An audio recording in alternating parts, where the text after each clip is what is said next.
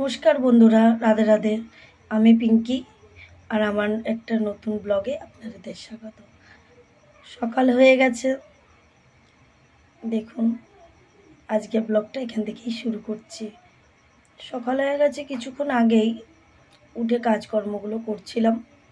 মাম্মাইকে একটুখানি পরিষ্কার করিয়ে দিয়েছিল, মুখ টুকগুলো ঘুম থেকে উঠেছে তো। আর আমি ঘরবার পরিষ্কার করলাম, করে টোরে একটু বাইরে আসবো, মাম্মাইকে ব্রাশ করাবো। ব্রাশ টাশ করিয়ে দেখুন খেলছে আমার সোনাটা। আজকে রবিবার, জানেন তো কত কাজ, কাজের আর শেষ নেই। মানে যুদ্ধ করতে হবে, মানে যুদ্ধ খেলাই। দেখুন কত কাঁচা ভিজিয়েছি, এগুলো সব কাচবো। কাচার পরে একটু হাটেও যেতে হবে, মানে কাপড়ের হাটে। মাকে বলছি, মা একটু চা করো, চাটা খেয়ে তারপরেই আমি হাটে যাব।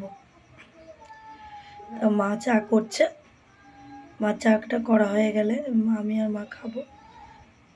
আর সোনা দেখুন খেলা করছে, আমার দুধু পাখি।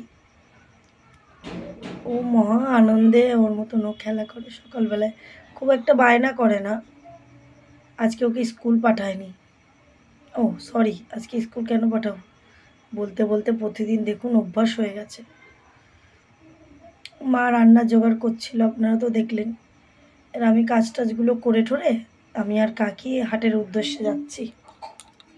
হাট মানে আমাদের বারাসাতেই অবস্থিত, বারাসাতে নবভারতী অন্তর্গত, মানে ব্যারাকপুর রোডে। ওখানে হাটটি হয়, বারাসাত পাইকারি হাট বলেই পরিচিত। সব রকম জিনিস পাওয়া যায়, পাইকারিতেও হয়, আবার খুচরোও বিক্রি হয়। আমরাও ওখানেই যাচ্ছি কিনতে। চলুন আমাদের সঙ্গে হাটে ঘুরে আসবেন। আমি আর কাকি গল্প করতে করতেই যাচ্ছি। দেখুন রাস্তায় হাঁটতে হাঁটতে কতক্ষণ, তারপরে টোটো পেয়ে গেলাম। জ্যামও ছিল রাস্তায়, জানেন তো। আমাদের বারাসাতে এখন শনিবার আর রবিবার করে ব্রিজটা বন্ধ থাকছে, ব্রিজটায় কাজ হচ্ছে। এই জন্য বড় বড় গাড়িগুলো তো যেতে আসতে পারছে না, এবং ভীষণ জ্যাম হয়ে যাচ্ছে আমাদের হেলাবরতলায়। দেখুন আমরা দাঁড়িয়ে গেছি, একজন ভদ্রমহিলা আমাদের সঙ্গেই ছিলেন, উনি নামলেন। আমি আবার এই পাশে আসলাম, তারপরে আবার শুরু হয়ে গেল আমাদের চলা। এই চলতে চলতেই আমাদের জীবন। দেখুন চলে এসেছি হাটে। এই যে কাকি নাইটি দেখছেন, দেখুন এই দোকানটা না নাইটিগুলো খুবই ভালো, সুতির হয়, এবং হচ্ছে দামটাও খুব একটা বেশি পড়ে না, সস্তাই হয়। ছেলেটার কাছ থেকে আমি নাইটি নিয়ে থাকি, আরও একজনের কাছ থেকে নিই। সে কাকুটা না বসছেন না অনেক দিন ধরে। আমি একটা শাড়িও কিনেছি, কিন্তু সেটা তো আপনাদের দেখানো হলো না, কারণ হচ্ছে কাকু না এগুলো কিনতে কিনতে কাকু উঠে গেছিলো, অনেকটা বেজে গেছিলো, তো আমাদের আসতেও একটু দেরি হয়ে গেছিলো। তখন একসাথে দুটো তিনটে কিনলে তো আপনাদের কম নেবেই, কিন্তু খুব একটা দাম পড়ে না। আপনার দেখুন শাড়ি, মানে যাবতীয় টুকটাকি জিনিস, মেয়েদের কি ছেলেদের বাচ্চাদের সবারই জিনিসপত্র পাওয়া যায়। হাটটা অনেকটাই বড়, আরিফ বাড়ির থেকে একটু এগিয়ে, নবভারতীর পরেই হাটটা। বারাসাত পাইকারি হাটের সামনেই লেখা আছে বড় বড় বোর্ডে। তাই দাদা আমাকে বলছে যে দিদি আমি কি নাম্বারটা দেব। দাদাকে ভালো করে দেখে রাখুন, কারোর যদি নাইটি কেনার দরকার হয় তাহলে ওনার কাছ থেকে কিনবেন। আমার মনে হয় কাপড় ভালো, এবং খুব একটা পয়সাও লাগবে না, সস্তায় হয়ে যাবে। আর আপনারা যদি দুটো তিনটে করে কেনেন তাহলে হয়তো আরও কম হবে, কারণ আমি আর কাকি, আমি দুটো, কাকি তিনটে, না কাকি চারটে, মানে আমরা 6টা নিয়েছি। 120 টাকা কিছু সামথিং পড়েছে। আর আমার নাইটিগুলো একটু বেশি পড়েছে, কেন আমি একটু বাটিকে নিয়েছি, 130 টাকা পড়েছে দুটো, মানে এক একটা করে 130 টাকা। দেখুন আমি বলছি বলে উনি আবার হাসছেন।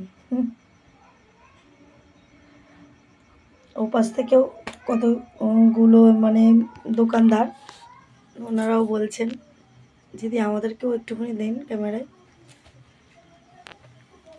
আমার বাড়ি চলে এসেছিলাম, আর ক্লিপ নেওয়া হয়নি, বুঝেছেন। খাওয়া দাওয়া করে আমি আবার সব খেয়ে দিয়ে রওনা নিচ্ছি শ্বশুরবাড়ির উদ্দেশ্যে। দেখলেনি তো অটো করে আসছি, শ্বশুরবাড়ি চলে এসেছি। দেখে আমি এসছি বলে মা আমার জন্য পকোড়া ভেজেছে, বলছে পিঙ্কি ভালো খায়, তাহলে একটু পকোড়া ভাজি।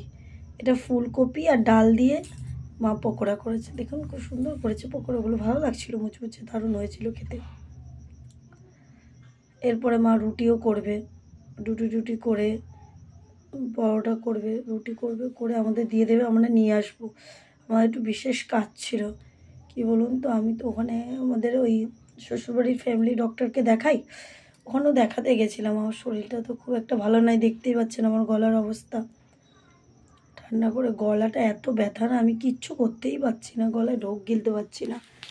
এই জন্যে গিয়ে আমি একটু দেখিয়েও আসলাম। আরও আমাদের কিছু কিছু পার্সোনাল কাজও ছিল। আমার কর্তামশাই ওখানেই ছিলেন। দেখুন মা রুটি করতে বসেছে, তারপরে মা রুটি করে প্যাকিং করে আমাদের দিয়ে দেবে, আমরা আবার নিয়ে চলে আসবো। রুটিটা